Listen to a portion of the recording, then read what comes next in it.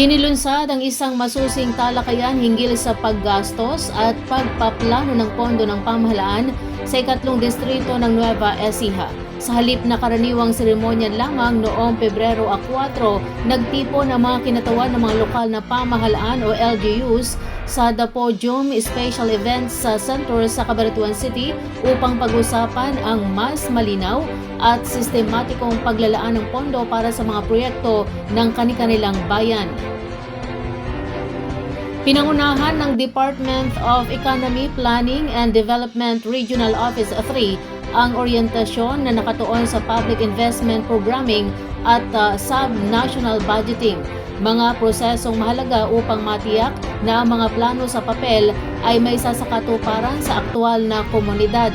Inorganisa ang aktibidad sa pangunguna ng kinatawan ng ikatlong distrito ng Lalawigan, Congressman Julio Cesar V. Vergara, na dinaluhan ng iba't ibang opisyal at kinatawan ng mga LGU sa distrito.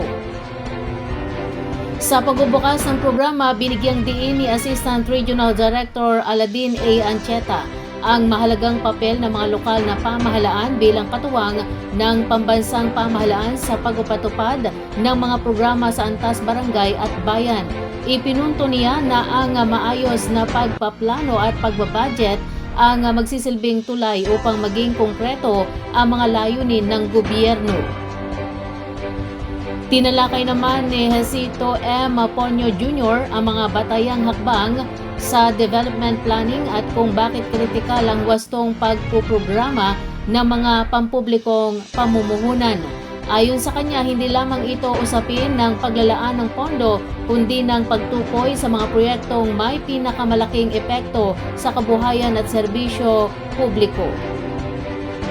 Samantala, ipiniliwanag ni Roy Francis A. Sagum ang mandato ng Central Luzon Regional Development Council sa pagrerepaso ng budget, kabilang ang mga legal na batayan, alituntunin at schedule na sinusunod.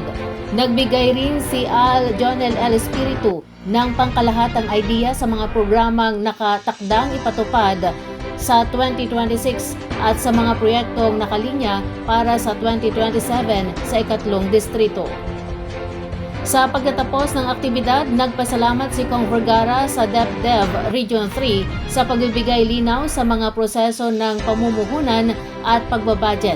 Aniya higit na mapalalakas ng ganitong mga talakayan ng partisipasyon ng mga lokal na pamahalaan sa paghubog ng direksyon ng kaunlaran sa rehiyon mula sa plano hanggang sa aktual na pagpapatupad.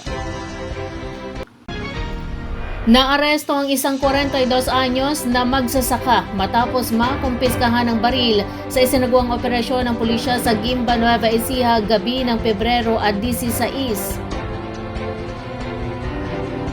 Ayon sa Nueva Ecija Police Provincial Office o NEPO, ikinasa ng mga tauhan ng Gimba Municipal Police Station ang search warrant operation bandang alas 9:45 ng gabi na nagresulta sa pagkakadakip ng suspek na residente ng barangay Giset, Gimba. Isinagawa ang operasyon sa ilalim ng pamumuno ni Heril L. Bruno, Provincial Director ng NEPO. Nakumpiska mula sa suspek ang isang kalibre 9mm na pistola na walang serial number, isang magazine at 7 bala. Ang pag-aresto ay sinagawa alinsunod sa search warrant kaugnay ng paglabag sa Republic Act No. 10591 o ang Comprehensive Firearms and Ammunition Regulation Act. Sa kasalukuyan, inihahanda na ang kasong kriminal laban sa suspek para sa formal na pagsasampa sa hukuman. Binigyang diin ni Police Colonel Bruno na bahagi ang operasyon ng pinaigting na kampanya laban sa mga ilegal na baril sa komunidad. Aniya, layunin nitong mabawasan ang posibilidad na magamit ang mga loose firearms sa krimen at mapanatili ang kapayapaan sa lalawigan.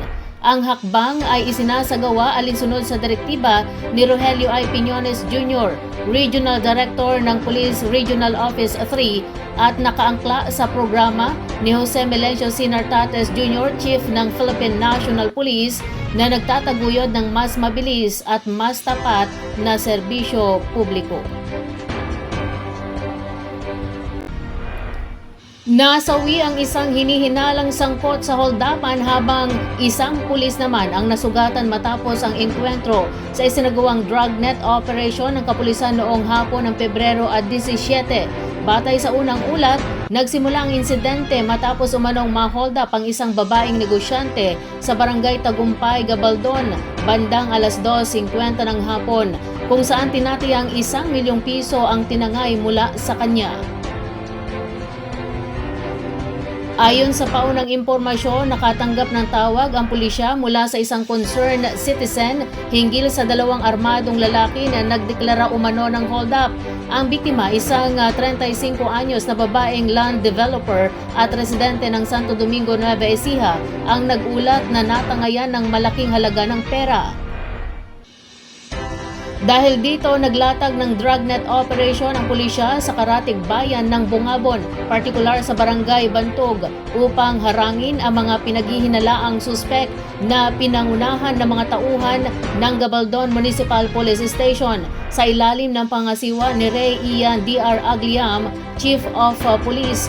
Nagpatupad din ng dragnet operation sa mga karatig bayan upang masakote ang mga suspek. Sa checkpoint, pinara ng mga otoridad ang dalawang motorsiklong sakay ang dalawang lalaking tumutugma sa deskripsyon ng mga suspek. Gayunpaman, hindi umano huminto ang mga ito at sa halip ay mabilis na tumakas patungong sentro ng Bungabon dahilan upang magsagawa ng pagtugis ang pulisya. Sa pagpapatuloy ng operasyon, nagkaroon ng armadong engkwentro sa pagitan ng mga tumatakas na suspek at mga operatiba ng Bungabon Municipal Police Station. Nagresulta ito sa pagkakaaresto ng isang 33 anyos na lalaki na nagtatrabaho bilang tricycle driver, habang nasawi naman ang kanyang 37 anyos na kasamahan matapos umanong manlaban. Ayon sa inisyal na investigasyon, nauwi sa aksidente ang habulan matapos umanong madulas at tumumba ang dalawang motorsiklo. Sa kabila nito, tinangka pa rin umanong tumakas na mga suspek. Dito na nagkaroon ng putukan matapos umanong magpaputok ang isa sa mga suspek laban sa mga pulis na sinagot naman ng mga otoridad. Tinamaan ng bala sa kaliwang hita ang isang pulis at agad na isinugod sa pagamutan bago inilipat sa mas malaking ospital para sa karagdagang lunas. Samantala, ang isa sa mga suspek ay nagtamo ng maraming tama ng bala at idiniklarang dead on arrival ng attending physician bandang alas 4 ng hapon. Kapwa residente ng Dagupan City ang dalawang suspek. Patuloy ang imbestigasyon ng pulisya upang matukoy ang kabuang detalye ng insidente at mabawi ang ninakaw na pera.